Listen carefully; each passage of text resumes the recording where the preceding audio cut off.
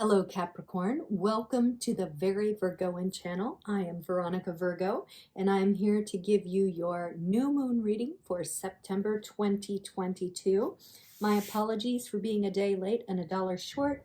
I have a lot of things going on outside the tarot arena and I was unable to get to it until today. So you'll still have 12 and a half days worth of information to take you into that full moon cycle. So I hope it's still useful to you. If you're a returning subscriber or a returning viewer, you will see that I'm using the same cards today that I used for the full moon reading because I've fallen in love with them. These are the new Palladini tarot cards. And I'm also using the the Moonology cards for this new moon cycle, which I also love. And of course, as always, the tarot dice to round it all out. Before we get started, I just want to give you a quick note on the new moon. The new moon represents beginnings, wiping the slate clean, ready to start over, going back to the drawing board, invocations, building. It's a really verdant and time of possibility. So think of that as we go forward with your reading. So let's get started. Queen of Cups. Look at the serenity on that face. So I did forget to mention that we'll be doing a 3-card reading today, which is your recent past, your current energy, and your immediate future. Now, as for the Queen of Cups, we have a lot of calmness going on here, Capricorn. Comfort, even a little compassion there. So maybe you are in a really great space. You're feeling very serene in your successes. You're feeling a lot of beneficence toward others. You're at the top of your game, whether you're a queen, king, or otherwise. So a very nice way to start out this reading. Let's see what's going on with your immediate energy. Oh, see, this is what the universe does. They come in and say, wait, but this is a very big but. Sometimes the universe comes along and shakes you up for a reason. Now, I initially didn't sense any pride in this card, but I'm thinking of that old saying, before pride goeth the fall. And that is exactly what's about to happen with this Tower card. Now, I'm not trying to be harsh on you, Capricorn, if you're like, I'm not doing anything. Why are they coming in to tear everything apart? I was feeling really good about my life right now. Well, yeah, that happens sometimes. You'll think you got everything in place, and then there's some new goddamn thing. Excuse my language. The thing about the Tower is it could be about anything. It's not about personal failure necessarily. It can just be about a really sudden upheaval or a loss of some sort. So with this being the current energy, this is what you're going through right now, or you will be going through in immediate terms. So if you haven't had something honestly devastating or some sort of sudden upheaval in your life, I want you to be prepared. I want you to be prepared because it's on its way. And we don't know yet exactly what this is about, except for you've been coming in with sort of warm fuzzies, emotional balance. So often that means there's a breakup, to be honest with you. Let's see what's going on with this one really wanted to come out. So I'm going to pull that one. Yikes. Okay, so it was Gemini last time. It's Capricorn this time, Cap. I'm so sorry. Ten of Swords. It is a defeatist's card. It is a card of failure. However, this does not mean death to Capricorn. While you're still breathing, you're succeeding. Oh, you can quote me on that. I'll become a life coach on that. I use levity because I don't want you to get too upset about this reading, Capricorn. I want you to understand that these readings are just potentials. This is sort of like me looking into the potentials for your future. Things can always be changed. And you know how things can be changed? If you're prepared.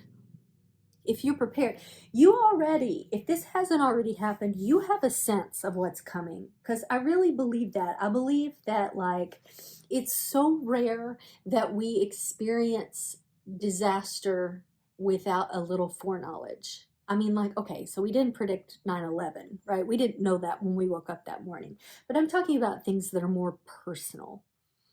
Like, we can kind of hear the thrumming in the distance. And even if we don't realize it in the moment, when we go back and we're past it, we can go, you know what? I should have seen the signs. You feel me, Capricorn? So all you can do is push through it. Capricorns are incredibly resilient. You're based on the ram, which have literally the hardest heads or horns on the planet.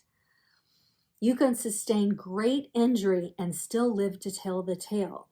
The rams literally climb up rock faces that no other entity on earth can, and they get to the top. You have a lot of material success around you when you put your mind to it. Literally, your head. When you put your head against other things, you are powerful. So this is what you need to do in this time, is you really gotta lean into your grit. Lean into your material strength, into your hard-headedness, and push through. And you can come out on the other side maybe a little beaten up. Look at, I didn't even notice this till now. I feel like it just appeared. I'm sure it didn't, but see how her hair's kind of all messed up? So there's a tiny flaw there, but look how beautiful she still is. Look how serene she is. We could actually, because life's a circle. Life's a circle. Let's see what your moonology is.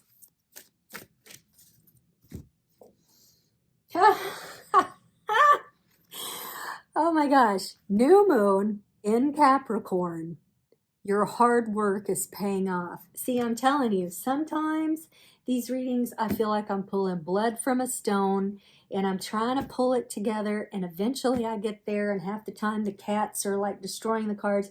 And then sometimes, Capricorn, it just flows. And this, it's about a difficult subject, so in that way it doesn't flow, but the energy is flowing. And look at this. I mean, I literally was telling you to, like, you're going to get through this, Capricorn. A little, maybe a little less coiffed. People will get to see the real you. You know, they will be in admiration of you because you made it through the storm. All right, let's roll your dice here and see what we got to round this off. All right, we got a 12. So if you are a Capricorn that's born at the end of the year into the new year, this is definitely for you. We got a Pisces and we got a Venus. All right, here's what I'm thinking. If this is about a relationship and it's about a Pisces with the love sign there, this is definitely for you. But I also want to say that some of you will come out of this devastation, which is now telling me it's probably about a relationship. You might meet a Pisces that'll make you feel all good again. And you're going to drink from that Pisces cup because they are a water sign. Either way, Capricorn, you're going to be all right. I believe that. I believe in you. I'm sort of, as a fellow earth sign, I'm in admiration of you because you are the movers and the shakers, but you're quiet. Also, look at this. You have a fishy tail. Even though your cap up front, you got a fishy tail. So that tells me that you and a Pisces have either been doing some work or you're going to be doing some work. So hopefully that resonates for you, Capricorn. Just know, we're talking about a 2-week cycle here, and even less because I'm late. So just stay with it. Don't get freaked out about all these pricks. I use that in all of its contexts, all right? I'm talking to my female Capricorns too. You're strong, you're going to be serene, and you're going to be drinking from that cup of emotion and intuition again, hopefully with a Pisces. All right, so I hope you enjoyed that reading. If you did, please like, comment, and subscribe. Also, feel free to share it on social media. I would really appreciate it. I'll be back at the beginning of October for your overview for that month, and I will see you, Capricorn, on the flip side.